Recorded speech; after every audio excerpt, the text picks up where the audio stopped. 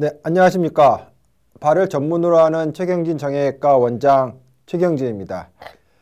제가 이제 오늘 말씀드릴 내용은 이제 무지외반증에 관한 흔한 질문들이라고 했는데, 저희가 이제 그 발 전문 병원에서 가장 환자가 많고 가장 많이 하는 수술이죠. 근데 실질적으로 진료실에 이제 환자분들이 오셨을 때 궁금해해서 질문하시는 내용들이 많이 있습니다. 많이 있는데 그 중에서 가장 흔하게 또한 일반적으로 많이 궁금해할 부분들, 실질적으로 여쭤보는 그런 부분들을 저희가 뽑아서 그 내용을 여러분들에게 공유하고 말씀드리고자 합니다. 자, 그러면 일단은 무지외반증 이런 환자인데 제일 먼저 가장 많이 물어보는 내용이 어떤 거냐면 무지외반증 꼭 수술해야 하나요? 이런 거죠. 무지외반증 꼭 수술해야 하나요? 왜냐하면 이제 환자분들은 일반적으로 수술에 대한 공포도 있고 또 수술하게 되면 시간도 내야 되고 입원도 해야 되고 아주 귀찮죠. 수술하지 않고 교정할 수 있으면 얼마나 좋겠어요. 그런데 이제 결론을 먼저 말씀을 드리면 수술해야 되는 병입니다. 꼭 수술해야 되는 병이죠. 근데 왜 수술을 해야 되느냐 하는 거죠. 그래서 이제 그러한 것을 보면, 자, 이 사진을 보면 이렇게 이제 무지외반증이 이렇게 있는데, 이게 이제 엄지가 휘어 있는 거를 무지외반증이라고 하죠. 근데 이제 요것이 대개는 점점 시간이 지나면서 더 커집니다. 점점 더 진행이 돼요. 그러니까 더 튀어나오게 되는 거죠. 이렇게 막 더 튀어나와요. 이렇게 되고, 또 그대로 그냥 있었을 때 점점 여기뿐만 아니라 여기도 아파지고 발바닥도 아파지고 발가락 사이도 아파지고 이런 통증도 생기고 또 발바닥 통증 또 그리고 엄지뿐만 아니라 이 엄지 때문에 다른 발의 변형도 막 옵니다. 그리고 이 무지외반증이 심해지면서 발도 약간 평발화되고 발가락 사이 압력에 의해서 튀는도 생기고 이런 다양한 병들이 생기는데 이 병의 원인이 이 골격, 뼈가 변해서 생기는 거기 때문에 이 뼈는 단단하잖아요. 그러니까 이것이 그냥 교정기나 약을 먹거나 물리치료나 운동으로 교정되지 않습니다.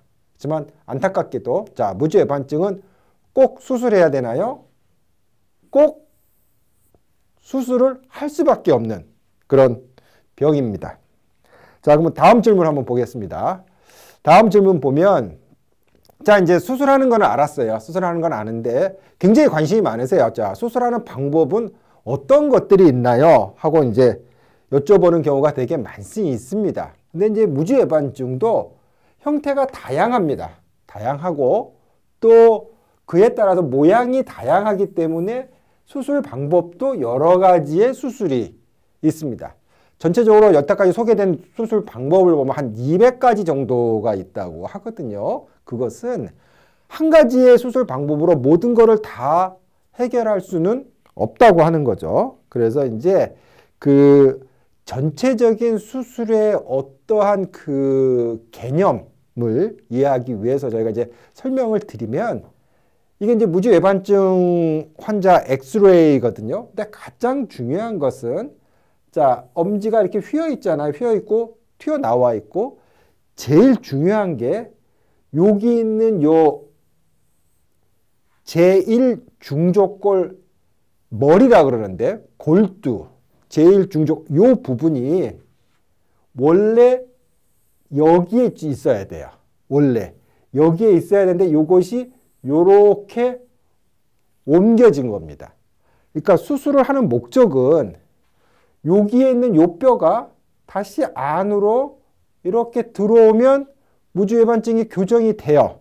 교정이 되는데 이 뼈가 단단하기 때문에 그냥 이렇게 민다고 되지 않아요. 그래서 뼈를 일로 옮기려면, 여기 있는 뼈를 여기로 옮기려면 뼈를 잘라야 돼요. 그걸 절골이라 그래요. 절골. 절골을 하는데 절골하는 부위에 따라서 여기서 절골하기도 하고 여기서 절골하기도 해요. 근데 이제 여기를 이 앞쪽이라서 원위절골술, 밑에를 근위절골술 하는데 위에서 절골하는 경우는 안전한 절골술이긴 하나 교정량이 작은 경우에 하고, 밑에는 교정을 많이 해야 되는 경우에 여기서 절골해서 이렇게 돌려주죠. 그래서 목적은 크게 보면 여기 있는 요 뼈를 일로 옮겨주는 것이 가장 중요하다. 그 다음에 이제 추가적으로 될 것이, 자, 이 발이 세워지기 위해서는 이쪽에 있는 힘줄들도 다 늘려줘야 되고, 여기 늘어진 힘줄을 조여줘야 되는 그러한 연부 조직 수술도 복합적으로 시행을 해요. 그래서 이제 이런 개념을 보고 그 다음을 보시면, 자, 이렇게 보면 무주외반증이 있는데 이렇게 심하지 않죠? 자, 심하지 않는데 제가 말씀드렸어요. 이렇게 심하지 않은 경우는 요거를 미는데 보면, 자, 요렇게 교정이 되어 있는데 요거는 여기 부분에서 절골을 한 거예요. 절골을 하고 얘를 이렇게 밀어준 겁니다. 물론 이렇게 울퉁불퉁한 것도 다듬어 줘야죠. 이렇게. 그래서 이렇게 교정이 된 모습. 요거를 원위절골술. 그러니까 그 변형이 크지 않은 경우. 자, 다른 예를 보면 조금 더 많이 휘어 있어요. 이렇게 휘어진 게 많아요. 이렇게 좀 많이 휘어져 있는데 교정한 걸 잘 보면 이렇게 교정이 잘 돼 있어요. 돼 있는데 요거는 요 부분 근위절골술. 요 위에서 절골한 거예요. 이러면 이렇게 여기서 절골을 하면 이걸 돌리기가 편해요. 이렇게. 그래서 변형이 많은, 교정을 많이 해야 되는 경우는 여기서 한다. 그래서 이런 절골술, 이게 가장 대표적인 수술입니다. 근데 만약에 너무 심하다. 이거 너무 심하죠? 거의 이렇게 있고 다른 발까지. 자, 이런 경우 절골하고 이렇게 세우고 막 이렇게 해도 금방 재발해요. 그래서 이렇게 너무너무 심한 경우는 아주 특별한 방법을 합니다. 어떻게 하냐면 이렇게 심한 경우는 여기에 기능이 없기 때문에 여기에 뼈를요 반듯하게 해갖고 붙여버려요. 그래서 이거 고정술 이런 표현을 합니다. 고정술. 자, 사진을 한번 보면 그래서 아예 이렇게 판때기를 대고 붙여버렸어요. 이렇게요. 그리고 이렇게 고정이 돼야 얘는 이제 두 번째, 세 번째도 다 이렇게 휘어 있죠. 요거를 이렇게 교정을 할 수가 있어요.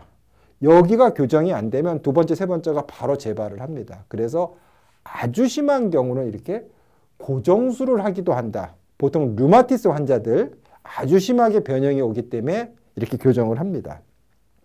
그리고 이제 요거 보면 요거 한 중간 정도 되는데 요거 보면 요게 절골한 모습이 나오죠. 근데 요게 요새 이제 많이 유행하고 있는 최소 심습, 미니멀 인베이시브 뭐 쉐브론 에이킨 뭐 이렇게 갖고 미카라고 하는 수술 방법이에요. 그래서 여기에만 구멍을 뚫어서 이렇게 수술들을 해요. 그래서 이제 요거를 요렇게 한 수술 사진이고 최근에 많이 하고 있는 요거. 그래서 이제 요거는 쭉 전체적으로 보통 열었을 때고 이렇게 했을 때 요렇게만 흉이 여기만 좀 이렇게 좀 보이는 흉이 상당히 적은 최소 심술 수술의 모습이죠. 그래서 보통 제가 하는 수술 환자의 한 70% 정도는 아마 이 수술을 하는 것 같아요. 이 수술을 하고 아주 심한 경우 근위절골에서 너무 심한 건 고정술 이런 다양한 수술, 그러니까 다양한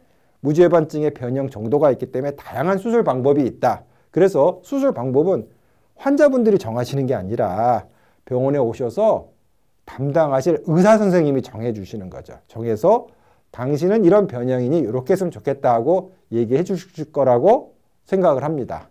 네, 그러면 이번 시간은 이렇게 마치도록 하겠습니다. 감사합니다.